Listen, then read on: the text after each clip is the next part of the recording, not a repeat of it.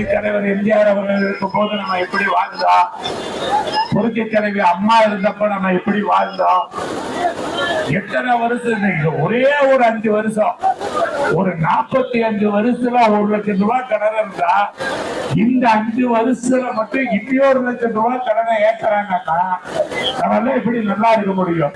நம்ம நல்லா இருக்கணும்னா நம்ம தான் அதுக்கு வழி பண்ணிக்கிறோம். அங்க நம்ம நல்லா இருக்கணும்னா ரெட்டலை சின்னத்துக்கு வாக்களிக்கணும். ஏன்னா ஒரு 4 வருஷம் எடப்பாடி பழனிசாமி அவர்கள் 4 வருஷம் ஆண்டப்ப எந்த பிரச்சனையும் இல்லாம, எந்த கெட்ட பேரும் இல்லாத, எந்த இல்லாத அளவுக்கு நல்லபடியா இருந்தார். நம்ம தமிழ்நாட்டுல எல்லாரும் நல்லா இருக்கணும்னா இந்த வழி சரியான வழி. அதனால ரெட்டாலைய மறந்துடாதீங்க. ஒரு நிமிஷம் நம்ம வேட்பாளர் பேசுறாரு.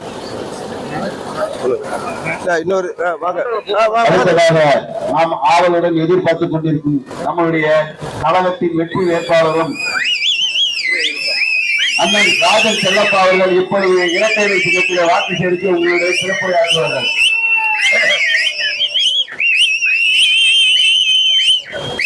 புரட்சி தலைவர் எம்ஜிஆர், புரட்சி தலைவி அம்மாவுடைய நல்லாட்சியோடு, புரட்சி தலைவர் எடப்பாடி அவருடைய நல்ல ஆதரவோடு பார்க்கும்போது எங்களுக்கு பெரிய மகிழ்ச்சி இருக்கிறது. அதுவும் நான் எந்த இடத்துல என்ன பேசுறேன்ற போது இன்னும் கொஞ்சம் அதிகமா மகிழ்ச்சி இருக்கிறது. ஏன்னு கேட்டா அவனே ஒரு ஜல்லிக்கட்டு பாடிவாசல் அருகே இருக்கிறது புரட்சி தலைவர் எம்ஜிஆர் சிலை. இதெல்லாம் பார்த்துக்கிட்டே தெரியுது தலைவர் சிலை. இந்த தலைவர் சிலைய 6வது தள்ளி விட்டு உடைச்சிட்டாங்க. அதுக்காக இங்க இருக்கிற அத்தனை பேரும் சேர்ந்து மக்கள் பூரா அவருக்கு சோபாசியம் எல்லாம் சேர்ந்து கண்டுபிடிக்கிறாங்க. போலீஸ் கண்டுபிடிக்கவே இல்லை, கடைசி கண்டுபிடிக்கல.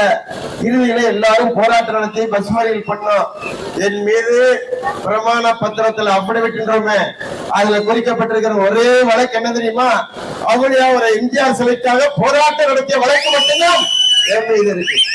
வேற எந்த வழக்கு என் மீது கிடையாது. அப்படிப்பட்ட இடத்துல இருந்து நான் பேசுறேன் உங்கள் மத்தியில. அதுவும் ஜல்லிக்கட்டு புகழ்பெற்ற வாடிவாசல் அருகே அருமை சோழர்கள் ஜல்லிக்கட்டு காலையை வைத்து என்னை வரவேற்றார்கள். இளைஞர் வட்டாரம், அனைத்து இந்திய அண்ணா திமுக அறிஞர் எடப்பாடி ஜல்லிக்கட்டுக்கு மிகப்பெரிய மரியாதை வச்சிருக்கார். அவங்க தேர்தலிக்க படிச்சு பாருங்க.